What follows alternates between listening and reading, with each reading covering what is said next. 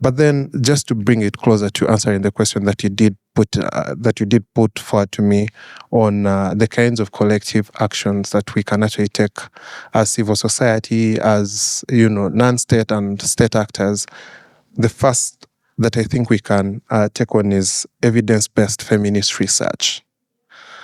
And for that, I say that because for as long as we do not research this field, for as long as we do not research the vice that has become of gender disinformation, it only remains a myth. It will always be recognized as just a few isolated incidents, yet in actual sense, it is something that is tearing down women and that are in media and politics. So it is only important that we continue to conduct as much research as possible, because at the end of the day, research will inform so many other interventions. It is going to inform, for those that may be interested in litigation, it will inform litigation. For those that may be interested in doing capacity building, it will do the same for you as well. For those that are parliamentarians, it could also as well inform the kinds of policies that you're eventually going to come up with. Then additionally, I also think one of the other actions that we could also take on is trying to promote platform accountability, because they have a huge role to play when it comes to countering disinformation. And I'm glad we have a couple of people who have actually taken on such actions. Maybe my friend could just wave at you, Raymond. Yes. So Raymond is one of, I think, the 4 parties that did drag Google before the Data Protection Office, the Data Privacy and Protection Office, just a few months ago. And their question was, Google seems not to have been registered, as a data collector in Uganda, but then we couldn't deny the fact that it was collecting information from the people, and they actually did win the case against it. Of course, he still has an appeal that is going on because he was partially not satisfied with the decision, but then the Data Protection, Privacy and Protection Office actually did acknowledge the fact that Google was actually in breach of our regulations and of our laws in regards to data protection. So eventually why I'm bringing up that example, it's because sometimes we have to, in addition to inviting them to the table, we have to sometimes try to enforce it as well.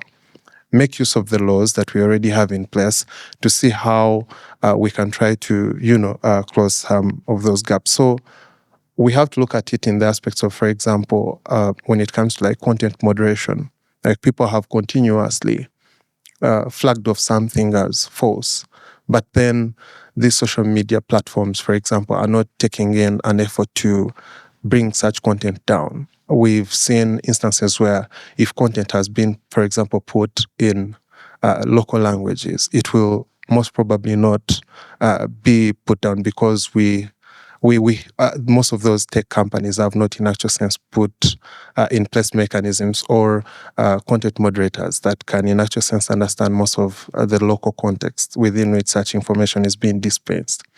Just a few days ago, for those of you that pay attention to social media and how it runs itself in Uganda, just some time back in Uganda we had a picture. A certain lady did post her picture on X, okay? So in this picture, she was putting on just a simple dress, okay? One might call it short depending on what they consider short, okay? But then she actually made an effort to put a big sticker around this area, around her thighs, okay? So that her image is not in any way manipulated for anything else, right? But then one very nonsensical perpetrator actually does come to her picture in the replies, mentions Grok, at Grok, kindly remove the sticker. Guess what Grok does? Grok actually removes the sticker. So that actually trended. And then to make it worse, people actually did confront Grok. Grok, do you know this is a violation of one's rights? Do you know this is a violation of the law? And Grok actually put up a legal argument to defend itself that in actual sense it was not in violation. But of course that is subject to debate. So I'm just trying to say, when there is lack of platform accountability again, you will see such things also coming up, creeping up during the forthcoming elections. Before you know it, that is being used against female politicians. Someone is probably saying they are put out there their intimate pictures, yet in actual sense it wasn't the case.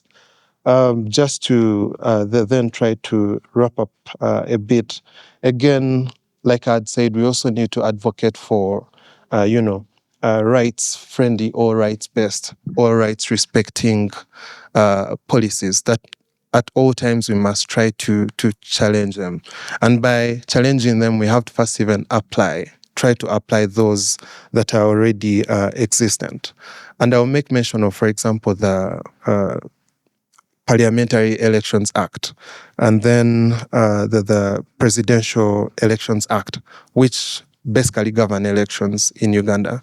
Now, those acts seemingly make an attempt to address aspects of disinformation, whereby they criminalize and prohibit intentional or negligent publication of false information that could injure another's reputation.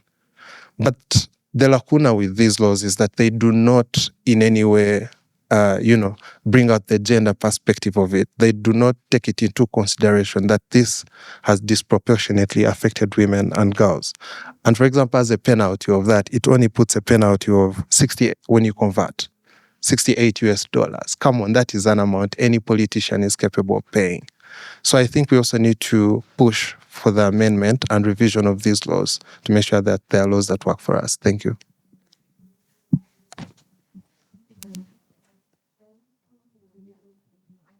Thank you, David. Okay, it's working. Yeah. Thank you. Thank you for these reflections and also pointing out some of the cases that you've heard that are some of the cases that are happening in Uganda and that you've dealt with, and also the importance, of research. Platform accountability is definitely something that is really key, and rights respecting policies. So let's come to you. Let's hear your reflections. Any comments from you? It could be a question. It could be, you want to just share something that is happening in your country or in your community that where you work. Any reflections? Yes. Yes. Well, good morning, everyone. I'm really happy to be here. My name is Janine Deselas. I recently concluded my PhD about the use of social media by feminist organizations here in Namibia. Been living here for 7 years. My question as a researcher would be where to start raising awareness for gender disinformation. Because here in Namibia, at least, we've had a report in 2021 that was launched by CIPESA together with the Internet Society. And in that report, it actually says there is no data available about online violence against women in Namibia. So everything is based on secondary sources. And this, I think, might be a major problem to getting people to understand that this is an issue. If we don't have the data, how will we convince people that it's actually important to learn, for example, local moderating forms? Because sometimes I might not be able, certainly, to even assess what is gender disinformation if I'm not speaking the language, not understanding the undertones of some comments that might be below a post. So my question to you as experts would be, where do we start? Do we start by pressuring governments and social media platforms, which sometimes doesn't seem so successful in the past? Do we start by educating people in the communities where we live? Or do we start by first gathering data? So I know probably it should all happen at once, but if we have to choose, what would be your recommendation? Thank you. Thank you very much. Any other person who wants to reflect? Oh, yes, you could just help me give. Thank you, Sandra. Yeah. I am from Malawi. I think the issue of gender disinformation is coming from the cultural backgrounds that we have. I was looking at our platforms in Malawi, where we have some musician, for example, a lady musician who moved out of Facebook or social media because she felt that there were a lot of attacks on her as a human being, and it all goes down to the cultural setups that we have, where most African societies do not really look at women as people who are supposed to speak out on issues that are happening in their society, and they are usually bullied online. It may not necessarily be disinformation only, but issues of body shaming, for example, where we have a spokesperson of a particular party in our country who receives a lot of body shaming issues online. And then when it comes to women commenting on politics, they are also usually they usually face a lot of attacks from men who are online. I think so. I think the cultural issues also have to be debated on, and see how we can move forward. Thank you. And then we have Helen there. If you want to speak, Helen is right behind them.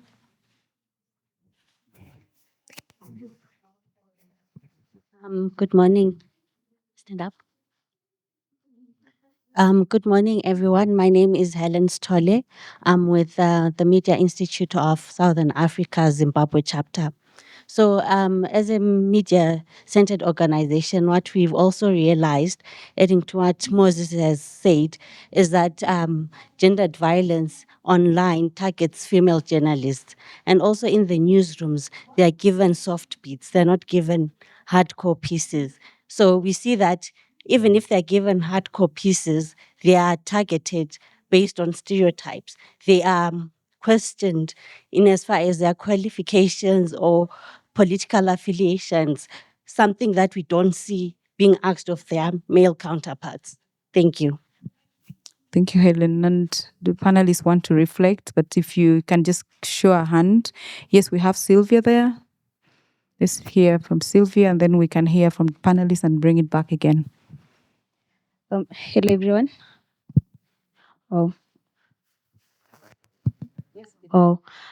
My name is Sylvia Kare. I work for an indigenous community called the Ogiek in Kenya, and we recently did a research to investigate the impact of online violence on indigenous environmental rights defenders. And I would only like to ask the panelists, how is it like working with women defenders?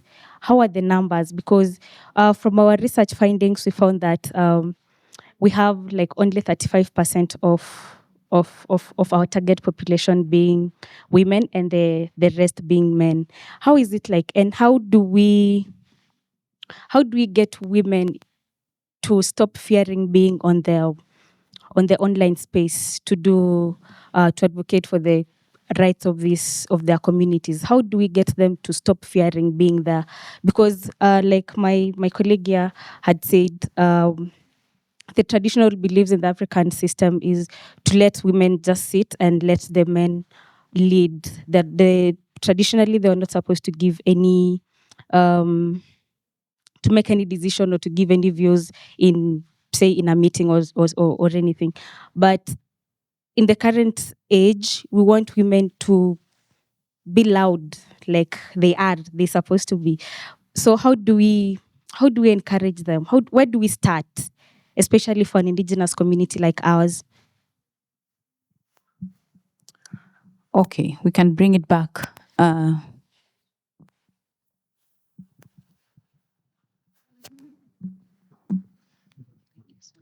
Okay, responding to, sorry, I forgot your name, and Sylvia. So we need to simplify the language. So I also am part of a local community. I also work with local communities. So one of the challenges was the language is too technical. So you come with misinformation, disinformation. What does it mean? So in simple terms, it simply means gossip and rumors. So the starting point should be to simplify the language, to simplify the terminology, to speak the language that the local communities understand. That way you can then push for women to participate in those processes. Thank you. Do you want to I'd take like it? to add on that. So also I'd like to add on that where to start. You can start by building capacity to those groups of women, but also specific women journalists, because they are the one who are responsible for transferring knowledge to different groups basing on their work. So the good place to start is to start with the capacity building. And then after capacity building, you can continue with the collecting evidences. So it can be like a research-based evidence whereby you are using the community to document the incidents which is going on within the community. And then later you will get the data as you are looking for on the gender disinformation. Thank you. Thank you. Yes, David. Yes, thank you so much for your questions. The first one that I'll make reference to is the one on where to start. Personally, my view would be to begin with evidence-based research first, because it is again hard to counter an enemy you do not know, one that you do not understand. And that is why I'd said, if you do not have research to clearly point out how intense gender disinformation or online gender-based violence is, then eventually they're just going to look like a few isolated incidents. And we actually had a member of parliament from Uganda yesterday that clearly put it out there that sometimes without clear research, they only look like just a few isolated incidents. And you can tell that from that, you probably might not get a law that works. Then, secondly, I also wanted to talk about the bit of how, just address the question of my colleague at the back in regards to how it is working, how it is that we are working with women human rights defenders, given the fact that maybe in their country there might be few as compared perhaps to their male counterparts and the likes, and how best are we doing to protect them?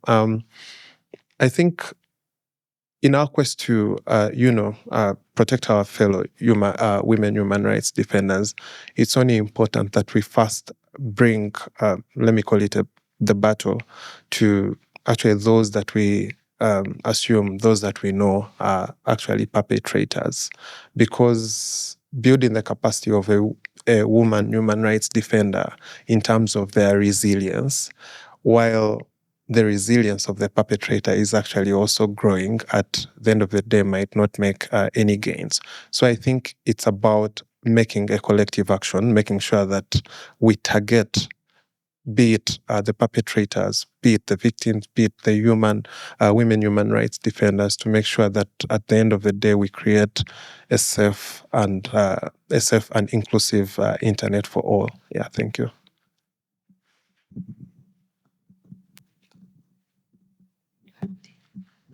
Thank you.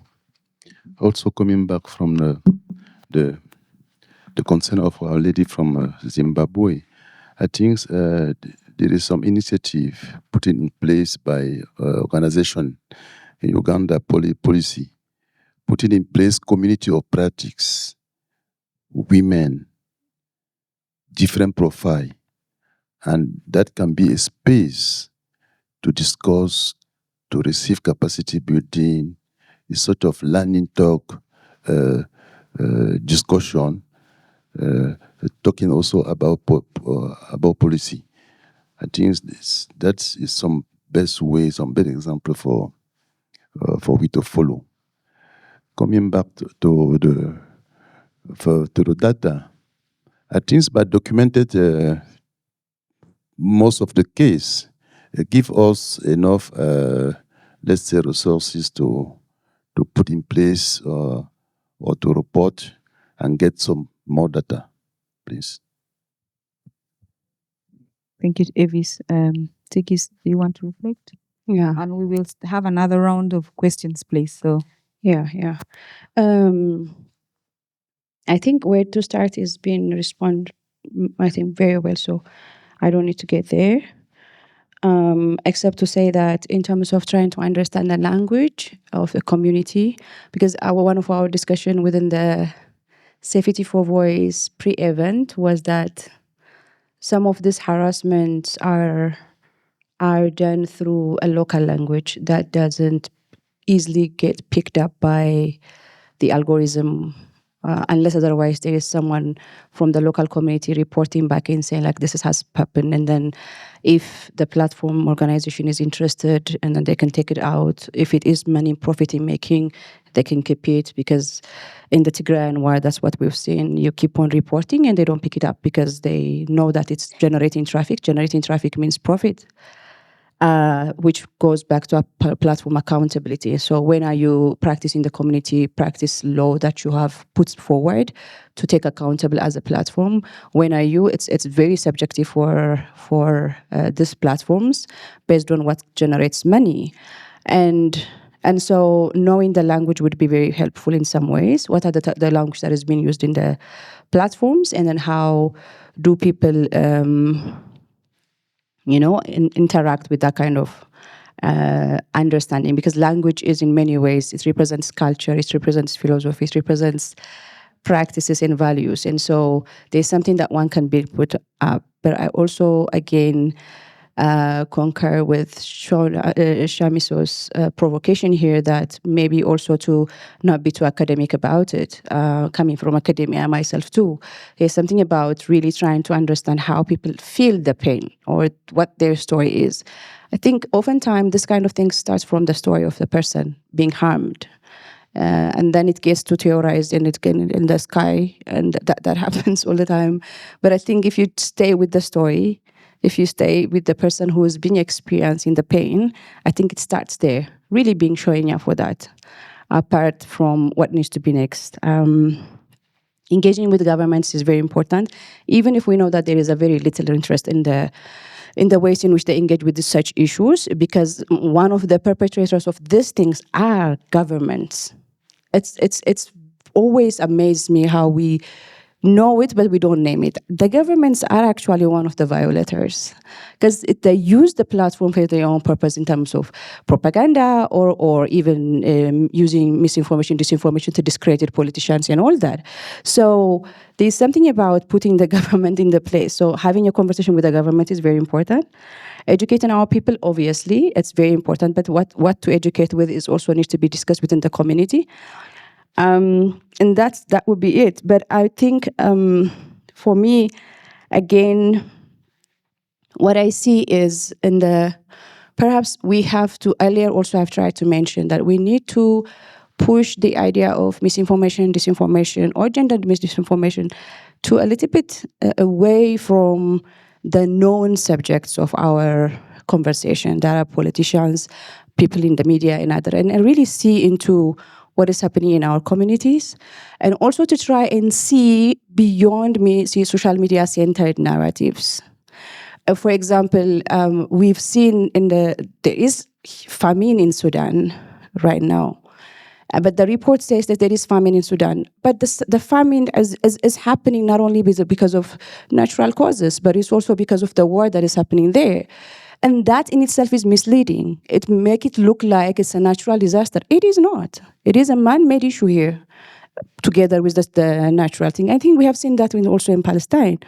And the same thing I have seen in the Tigrayan war, where the blockage of food to be provided for the people were really narrated in a very nationalistic perspective, but in shaping the ideologies and people's perspective around how or where to stand when it comes to human rights conversation. And so there is so much that needs to be discussed here beyond social media-centered analysis, because then we do a disservice to ourselves around understanding the macro level of the issue, and also how impactful it is when it comes to geopolitical conversations in the continent and outside of the continent. So my contribution here should be, and I would like to say that it should be really, let's try to expand this thing a little bit further so that we could see the spectrums of its impact on our people, on an everyday people, on a professional people in the media or politician and other people.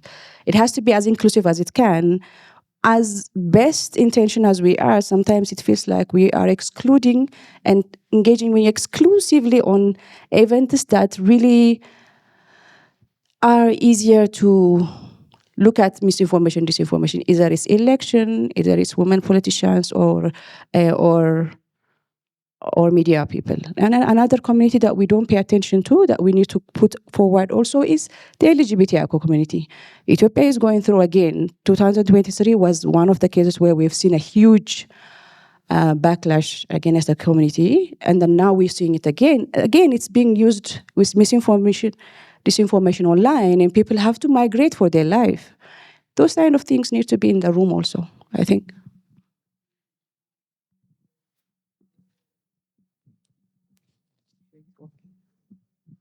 Thank you. Thank you, the panelists, for their reflections, and also the reflections that came from the floor. We want to open it up a bit again, just to hear more. More people got in. Yes. Okay. 2 hands. 3, 4. Wow. 5. Yes. We said it would be interactive, so that's what it's going to be. I think Shina's hand was first, and then yes, and then it's right here. I hope it will. Yes. Just for the people who walked in, we are discussing gender disinformation. I think Shina's hand was first.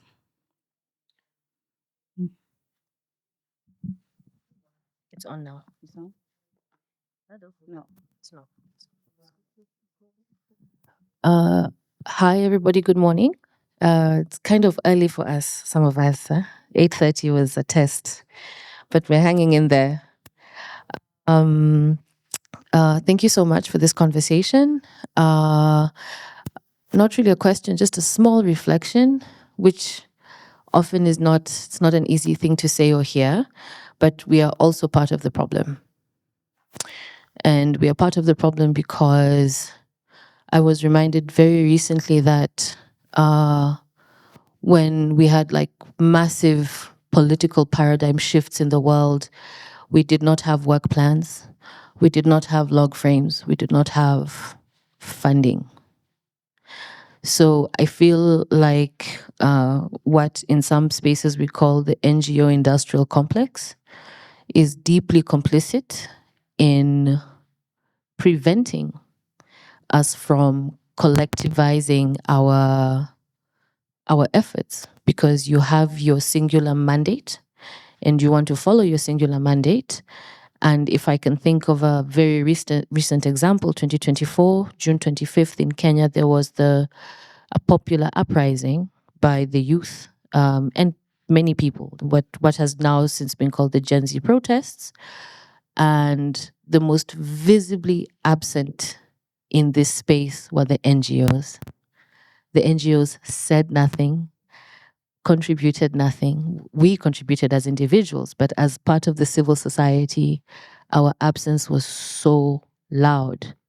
So even in terms of thinking about why we're here and what we can do, it is also, I think, important to have a certain degree of introspection that allows us to step outside of this very, very siloed way of doing things.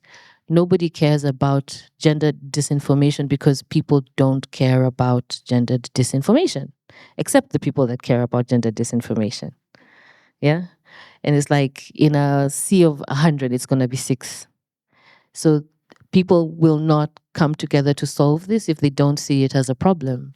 But you will not see it as a problem if you step outside of your local access box. Because if all you care about is local access, without caring who is accessing the internet, caring what internet they're accessing, it's a zero-sum game. So it's just a moment of reflection. Yeah. Thank you, Sheena. Let's have her. I'm going to sign. Good morning, everybody. I hope you're all doing well. Thank you for welcoming me to this panel, especially the discussions that we've had yesterday. It was mainly about technology. We've discussed very, very short terms and terminologies and different ways we can be inclusive when it comes to technology. And for us deaf people, it is kind of difficult because many of these terms we are not familiar with, like Chat GPT, AI, Meta, these things that were being discussed. So we had to go back and do a bit of research. When I tried to disseminate this information to my colleagues and my friends yesterday, I had to sit and do a bit of research as well and think, what do these terms mean? What does ChatGPT and Meta, what do these different technological terms mean? So it's important that we also try to send out information pertaining to technology, to send it out to the deaf community, because these are terms many people are not familiar with. Communities such as deaf people, we don't get this kind of information because of the exclusion. It is so, so difficult in a deaf community. Politics, all these politics, sometimes we think they are boring, but they don't create awareness, especially for us in our communities. Information is key. Namibia especially needs to work on creating awareness as it comes to informing others, whether it's the president or campaigns, especially when we have our main political parties. We don't necessarily try to get involved and we don't really participate. Why? Because these are information that are not for us. It's not made available to us. It's difficult for us to participate. If there is something that is interesting happening, we will want to participate. We want to be part of it. We want to be part of the people who can share information. So we want to also, please, include us. Thank you very much. Her name is Toini. Toini Nekundi. Toini Nekundi. Thank you so much, Tony. Another hand was it Florence first? And okay, so Florence first, and then we come to you. Yes. Sorry. Oh. Good morning, everyone. My name is Florence, and I wanted to ask about. We talked about the resilience of the activists vis-a-vis the resilience of the perpetrators. So, what is the response of the perpetrators? Because I understand that even the perpetrators are sometimes misinformed about whatever they are doing. So, when we check them, what is their response?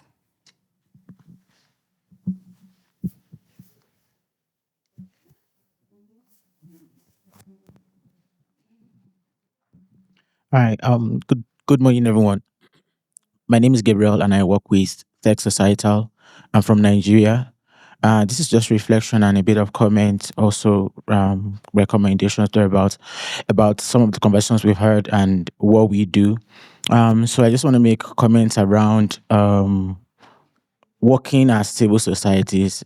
I think one of the things I'm going to say is that we need to work more together, not as silos. I want to take examples as from one of the issues we saw. He talked about things around Grok on Twitter, and about 2 months ago, we also noticed that in Nigeria.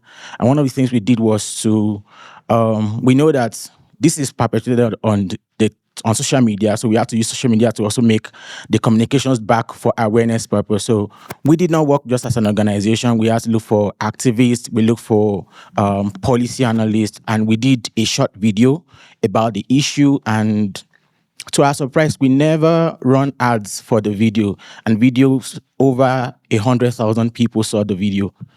Just in terms of raising awareness, I just want to say that many times when we work, do not approach this issue by yourself alone. There could be other people within your community that you can work with to create conversations, just to push the narratives. Thank you very much. Thank you. One last question. Yes. Oh, yes, you had a hand before. Thank you. Okay. The two of you. Yes. And then you, Yaslin. Good morning, everyone. Thank you for the esteemed panelists. It was very informative submissions. My name is Galila. I'm from Ethiopia. So my question also goes to our esteemed Ethiopian colleague. I'm a programs personnel specializing in human rights, particularly in the areas of women, children, environment, youth, etc., but also IDPs, right? So unfortunately, a sentence that I've been repeating to myself and others is that one of the easiest things to do in Ethiopia is gender-based violence. But now I think there's a lot of, not now, but over the years that have been very aggressive, in a positive sense, push towards legal reforms in punishing GBV and protecting survivors, right? So in this process, of course, I've been involved, but one of the critical things I have seen, unfortunately, is that the stories of survivors are not preserved and protected over the years. And I've been playing around with this idea in my head while you were discussing all of the issues, especially with regard to vulnerable groups. And I'm thinking, how can we best use technology to preserve and protect the stories of survivors so that they can be stories of resilience for the next generation? Secondly, one of the challenges our community faces is that there is this hierarchy of human rights implicitly embedded. So issues of the internet, issues of freedom of expression, opinion are like considered to be matters of luxury, right? I'm pretty sure it's pertinent to other African countries as well, but it's very rampant in our community.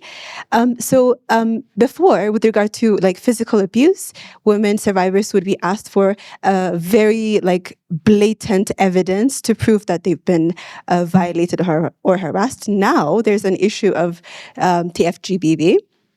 So I'm wondering, how can we actually capacitate our judicial bodies and legislators and other law enforcement bodies so that they can actually stand on the side of the most vulnerable communities and enforce the law, right?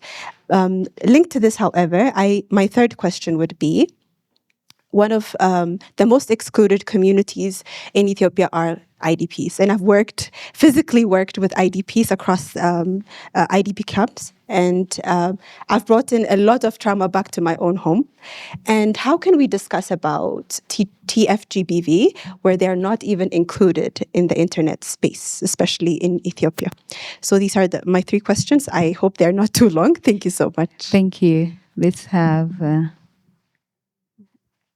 anyone wants to say something, because we will close now and come back here, but I would be happy. There's someone else? Only, yes, I know I know Yazin will speak, but I was just checking if there was someone else. Okay, so Yazin, after you, we have Penny. Yeah, thank you. Thank you so much. Good morning, everyone. Thank you to the panel for your deliberations and for everybody who has asked the question, because they're all like points to learn. And for me, as a person who, oh, by the way, sorry, my name is Yasmin Ahmed and I'm from Uganda. And I like to say that Uganda is one of the countries that has truly, truly normalized online violence and weaponized gender disinformation and misinformation. So one, I'd like to say to the people in this room, there is a thin line between being a perpetrator and being a victim, because a victim can then turn into a perpetrator, and we need to always remember this. And two, we tend to always think that the perpetrator is a fixed gender. That's not how it works, because usually when we're like, no, it's women who are suffering and the men are doing that. No, some of the biggest perpetrators are actually fellow women. So something else to say. One, I like the statement, the Mark Twain quote that says, a lie will travel halfway around the world while the truth is still putting on its shoes. So when it comes to gender misinformation and disinformation, this is extremely, extremely important to note, because by the time you come out, because the only way to challenge misinformation and disinformation is with facts and truth, but how do you go about it? Okay, because by the time you come out with these facts and these truths, damage has already been done, and we're trying. So when it comes to this type of support, how I would like the panel to explain if they have handled something along these lines. How have they gone about it, so they can inform us? Like, okay, is there something that we need to look out for? Is there possible, strategy you have used when it comes to disseminating these facts or helping, the victims? And then I even mentioned this yesterday. I like that we are always advocating for inclusion of our culture and our languages, and we love our languages so much, and we want local language content. But language and culture has now become a tool for abuse. Okay, I'll give you an example of Uganda. You will find that if a perpetrator wants to, commit hate speech or, misinformation, they know what they're doing is wrong, so they switch the language. They'll even tell you, you know what I'm going to say next, I'm going to speak it in Luganda. Let me speak in my language, because they know the AI or the content moderator won't be able to pick it up. And because they can't pick it up, it stays on. Even if you reported it, it's not going to go off. So regarding something like that, maybe you could provide some advice in that direction. And also some misinformation and disinformation is very locally it's very contextual to the local area. For example, you might find a specific image is normal to everybody else, but to that local context it is insulting. Yet, if you do make a report about it, if you do try to get it taken down, it's very difficult. You can't even explain it. I think one of the I've had conversations with David, and he will tell you that one of the things we have this there's this image of the woman who is clapping. To everybody else in this room or even around the world, that's just a normal woman clapping. But every Ugandan knows exactly what that image means, and it's not a good meaning. So things like this, how do we handle, stuff like that? Yeah, thank you. Thank you. Let's have Penny and then we come back. Thank you, Yasmin.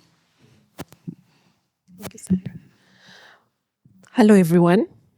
My name is Penina Igaga, and I'm from Uganda.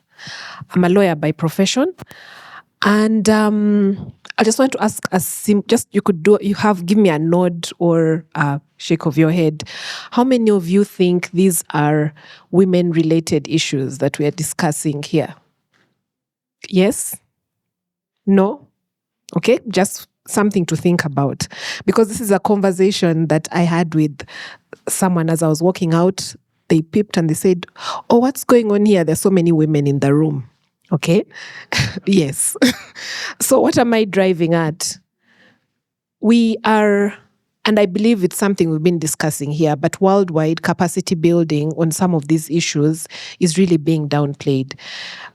So many matters in court are brought up, and some judges and magistrates will make rulings or decisions, and you question whether there's a point of humanity that has been, thought of while giving this ruling.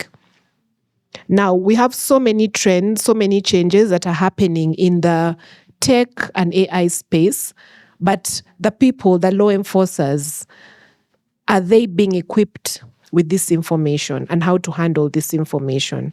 And so the comments that are made in relation to capacity building on gender disinformation and misinformation is key.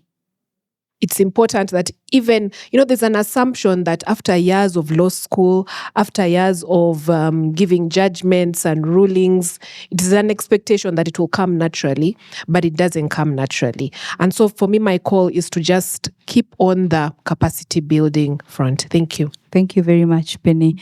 And so, yes, Sandra, thank you. Let's clap for Sandra for moving the mic for us. Who wants? Okay, we could just go. Yeah. Okay. Yes.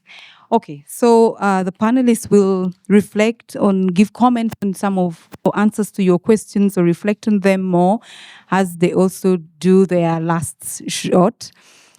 We started late, but we managed to have a good conversation, I believe. So let's just hear your reflections and some of the comments and reflections that also came from the room, and your parting shot, really. Thank you. Thank you so much, Peace. And also thank you all participants for the wonderful comments and reflection based on our session here. So actually, gender disinformation is not an issue of a specific gender. So it's for all gender, male, female, and even other genders. So we need a collective effort in countering the gender disinformation challenges. Especially, for example, I come from Tanzania and I'm representing Tanzania here. So, for example, now Tanzania, we are heading in election and we are having a lot of female candidates in presidents, but also in members of parliament. So you can see that we have a lot of like sexism, gender disinformation, but also we have a lot of family attacks, gender disinformation.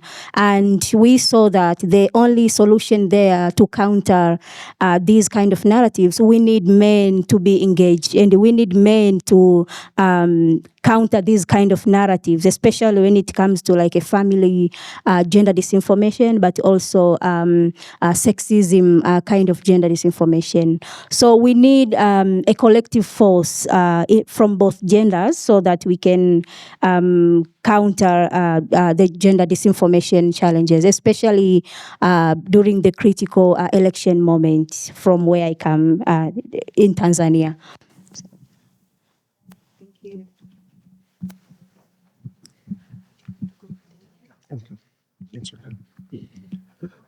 Yes, thank you so much for those amazing questions. Firstly, I will address the comments of my colleague Shina and Yasmin because they are more or less related.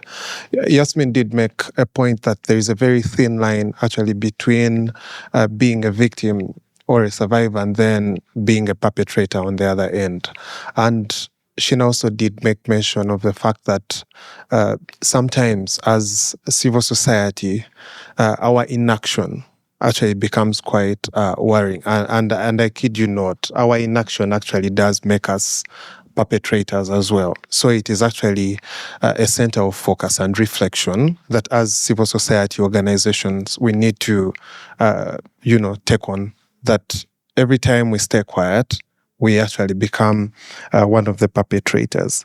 Then the other point that I also did want to make mention of was, I think it was a question from Florence in regards to the resilience of perpetrators vis-a-vis the resilience of women human rights defenders. And indeed, you raise a valid question in terms of whether these perpetrators actually in actual sense sometimes change. And again, this is where I bring in aspects of accountability, that sometimes much as we go ahead to do the advocacy where we actually ask people to take on these actions sometimes against these perpetrators, I have oftentimes witnessed so many cases of selective application of the law, especially in Uganda, whereby chances are very high that if a case of disinformation is actually going to be pursued by the prosecution, chances are very high that the victim in that case is of a very high profile. It is most probably going to be the president of Uganda. It is most probably going to be the speaker of parliament. These are mostly the cases that you see being pursued. And in most cases, they're not even pursued to the end. Just a matter of throwing the person in jail for a few days and then they release them. But then, for lack of a better term, let me say the common citizen, in most cases, you find they are not being taken care of. Then aspects of judicial activism as well. The mere fact that it needs to be backed up by continuous legal education. If these judges, if these magistrates are in actual sense not built in terms of capacity on some of these issues, then we are bound to have judgments that do not actually address these issues. Then finally, as my parting shots as well. As I conclude, I think as we continue to do this advocacy, it's only important to acknowledge the fact that for as long as we have laws that do not expressly spell out, that do not expressly address gender disinformation, it will only be a promise that was never fulfilled in terms of our activism, that for as long as they are never passed, for as long as our parliamentarians do not pass these laws that actually spell it out and address it, then it is actually going to continue to become a living experience of the people that we serve. Thank you. For me, my parting words would be accessibility, inclusivity, and simplicity. So, who has access to the information? And I would want to think for my context back at home. I think Zimbabwe is one of the countries with the highest, the most expensive internet, and I'm thinking of the rural communities. They still don't have access to that information that we're talking about. And then I also want to talk about inclusivity, reflecting on what Twaini said, to say we're speaking of all these very technical terms, AI, what does that even mean? So let's try and simplify the language.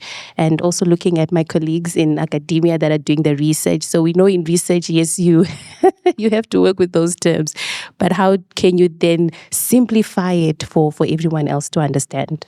Yep. Okay, thank you very much. I think for what we have been saying here, for my own point of view, we need a clear law and role so that one should be confident to know difference between the real facts and the lies, and also building skill, and just start from the home with our child. Most of them are involved in this topic. So start also the primary school. There is a lot of work to do in this area. Thank you. Thank you, and we can have you Tigist, please. Okay, thank you. Yeah, because it's very personal, I'm going to start from the Ethiopian conversation. Thank you, Gailai. Thank you. I think how can we best use the technology to document the survivors' stories? I think it's very important, specifically because we were also discussing, this is interesting also because we were discussing in the pre-events around memory and how do we keep our memories and these digital spaces, and how do we really talk about, can I speak to Galila, please? Hi, thank you. Sorry, because she was the, okay. So we were discussing about that, and one of the things that we have known in the Ethiopian history is that we keep on forgetting what has happened just before. I think the country has moved from the horrible genocidal war 2 years ago to almost like we are okay now. And there is an active state project that really prides on hiding and sidelining and invisibilizing these stories. I have seen some of the stories of documentations of survivors, and then there is stories of specifically sexual violences and raping of Tigrayan women from the Eritrean and the Defense Force side, and there has been their story has been coming out, and often if it was not for the human rights organizations outside of the country, I don't think these stories would have come forward. And there is also a credit to give here for the Tigrayans advocates and activists who have been working extensively around reporting the issues from the get-go. Even though they were being attacked, misinformation, disinformation, not only that, but also online attack physically, continuously, or even when they go out for a protest. But they have been documenting that too. But what I'm seeing now is also trying to show about the resilience of the Tigrayan woman. And one of the places where I saw was when we had the Ashanda celebration, which was, for those of you who don't know, in Ethiopia, the northern part has a time, I don't remember the exact time of the year, but there is just a few months ago, actually, there is a celebration called Ashanda where the women come out and dance and celebrate the life and all that. And that incident was used to talk about the pain that Tigrayan women have suffered from because of the war, but at the same time, their resilience and how cultural practices have used, somehow used to assert themselves as a Tigrayan, but also to say, like, we are still here and we are surviving. And this is also, I've been following the stories, but these are like not really kept in one place, as you were saying, like, can we not forget this? And we have seen it with the other regime too. Forgetting is our perfect, our top-notch practice in Ethiopia. We do forget a lot. And I think that's very good. Not only the victim side, but also the survivors. But I think here, technology would be like collaborating with technicians, like the developers, website and others, to make it a very secured place, to make it a feminist space where stories are categorized in a very protective way. Because I think also another problem is that in our culture, one of the things I was also doing a little bit research on the IDP side, the women don't want to come out and say, like, I'm a rape victim, because after that your life is over. Nobody's talking to you, even though you are. So they try to keep it for themselves, which then leads to that if we are doing the work of survivors and then putting it online, we have to make sure that they are hidden in some ways. So that delicate work needs a little bit attention from a person or an organization or a collective that is very much intentional in the ways in which they work. I have seen Setawit had a documentary. I did not see it because I have had my own issue with the Setawit. But again, there is something that is happening, and I hope that it grows that way. And then your second question is about hierarchies of human rights. I find this very interesting because it's not only for Ethiopia, but also I think in the African continent too. We talk about access gap. We talk about gendered access, gender division. We also talk about meaningful access and all that.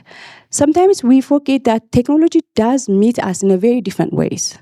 So for the people who are not connected completely, who have not even, connection is a luxury, not have a water, not have electricity, and you are already in war, for a war that you have no idea even which party, what, no, we're just being bombed. But technology met Tigrayans with drone. That is AI, top-notch, upcoming technology. They made it with, something about, when people talk about hierarchy of human rights, for me, like, what do you mean? You make it like exclusively, some people are not connected at all, hence they have no idea of technology, but some people are. But actually in the lived experience, if you look at it, we do meet technology in different ways.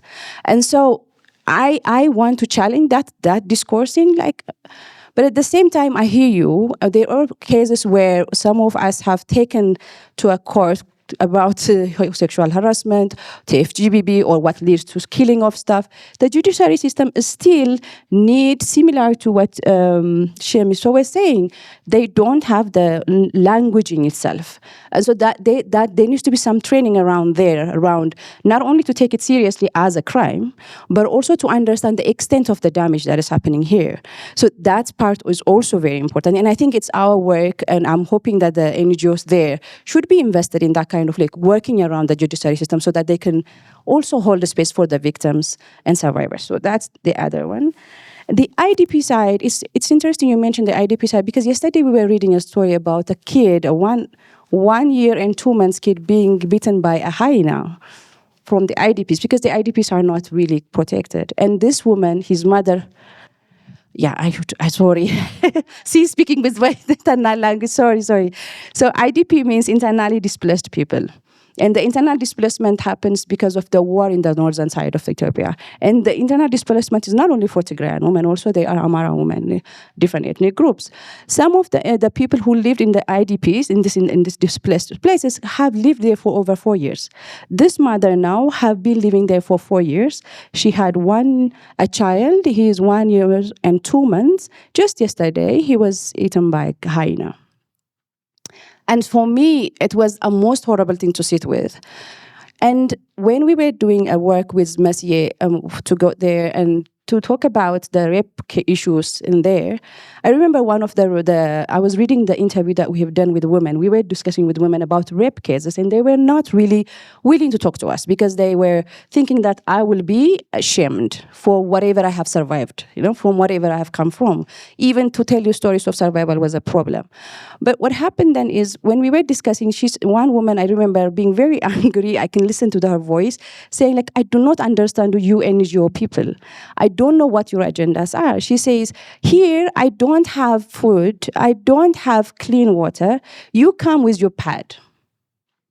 Because your project is about sanitary, is about women having it's not that it's not a good thing, but your priorities are in many ways really messed up that you come and talk to me about pad. I don't care about bleeding. I might not even bleed because I'm not even eating. And I'm worried about my kids. So the mismatch is also is there. So I'm also very much, like I have been, in many places I've been having this critical conversation with people who wants to do digital storytelling with the IDP people. I think, why do you do that? Like, what is it about? Is it about your project? Or what is this about? TFGBB, like, what does it mean for these people? Let's connect and tell your story. What is that? So our priorities are in many ways very, very messed up and also not reading a room or a context, really. And I think it's also the problem. That's why feminists oftentimes we talk about, can we do regional analysis? Can we talk about TFGB from a completely different things? I've been saying this for, I don't know, I think for 2 years since the war started. I keep saying, for me, whenever you talk about TFGBB, I don't think of only harassment, doxing. I think about bombing because that's my experience. That's what I know. That's what I have been recording too. And so that kind of thinking has to be there. So to have a conversation with this woman would be about their experience of the war and then how the drones were actually happening around them. That would be one of the work I could do. I want to finish, sorry. And then I want to close up by saying, I want to go back to Shina's provocation here around what are we responsible for? And then how are we implicated in the conversations of misinformation, disinformation, or even TFGBB? And then in here, I want to think about, like, it has been such a struggle for Kenyan, Sudanese, Ethiopian, DRC feminists to really have a room, even within our organizations, have a presence of a case that we have sitting with, because whose pain, whose experience need to be seen is always prioritized in different places, specifically when it's a geopolitical conversation. And I think that needs to be thrown back to NGOs to say, like, why do you prioritize between spaces? And what does it mean when you do, uplift one or selectively become very outrageous? What does that mean? And I think I want to give that back and then think about, like, where are we located regionally? What are we working on? Who are we excluding? Because that was the question also there. To what extent are we inclusive when it comes to human rights conversation in the continent? Yeah. Thank you very much. Thank you very much, Tigist, and thank you everyone for making it to this session. We've had a very good conversation, and when you go on the gender, you can look up the organization that they all work for because they have lots of resources on gender disinformation. Zaituni and Avis mentioned that they're documenting some cases. We mentioned and say that it's important that we document, so you can go look them up. And for APC, we have very many resources on this. You can also go on www.apc.org and find lots of resources. Let's share this available knowledge, available information that we have, because we ask, where should we start from? So some people have already started these conversations. Some people have already started actions towards countering gender disinformation. So let's learn from what exists already as we think about starting something from where we are. So I want us to give a very special thank you to our interpreters, the sign language, and for thanking them for joining. I forgot her name. We are happy that you started to Google. I know this inclusion happens. Sorry? Toini, yes, a beautiful name. Yes, it's really good to have you in the room. Be in the room, be in the conversation, and speak up whenever you have an opportunity. It's something that we keep reminding ourselves that we should make it inclusive. So happy to see you, and thank you all. Go for the break and for the next session.